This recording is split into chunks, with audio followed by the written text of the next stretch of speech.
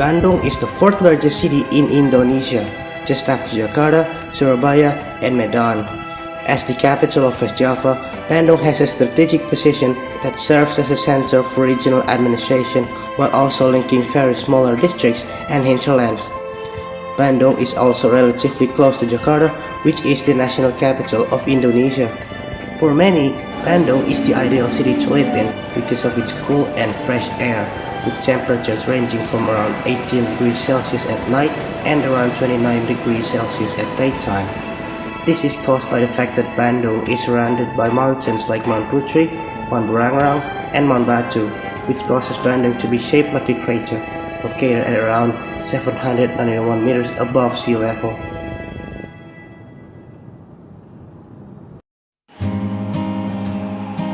Starting from the 2013, in an effort to realize the smart city concept, Bandung's government started implementing brandings to various parts of the town through the Smart Governance Program.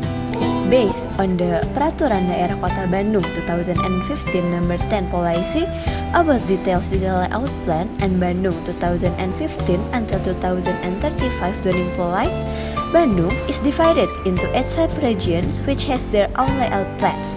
Bojonegara as Aerobiopolis, Cibeunying as Travelopolis, Karees as Creativepolis, Tegalega as Mediapolis, Arshamanik as Sportipolis, Gedebage as Technopolis, Corden as Exhibipolis, and Ujung Berung as Sundapolis.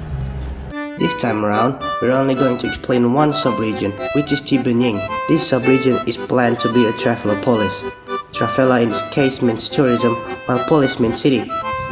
Tourism here don't just strictly mean fancy and historical places to visit, rather it also covers the culinary, nature, and shopping side of things.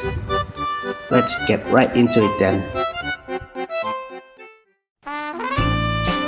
One of the most famous historical landmarks of Bandung is this building behind me, which is called Gedung Sate, which literally translates to Satay Building. The construction of this building started over 100 years ago, on the year 1920 to be precise. It was finished on 1924. This building was formerly used by the Dutch Administration of Transportation and Traffic. Nowadays, it's used as the governor's office. Up next here is the Asia-Africa Street, which is famous for its old and antique buildings. This place used to be the town center back then, as you can clearly see. Up next is Braga Street.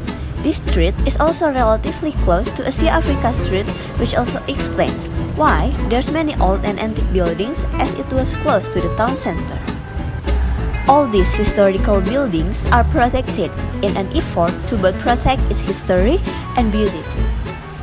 Moving on to the nature side of things, we get an urban forest here, which is commonly referred to as Babakan Siliwangi, Baksil for short. This is one of many places that's designated as a green zone. Essentially, what that means is this place is filled with plants and trees with restrictions to cut them down in an effort to keep the biodiversity very much alive. Lastly, there's also the culinary side of tourism. A famous example are the street foods of the Pati Ukur. And that pretty much covers it. As you can see, Cibeunying is very much diverse in its tourist destinations, which in the end attracts a lot of tourists. Safe to say, this layout plan very much worked for this part of town.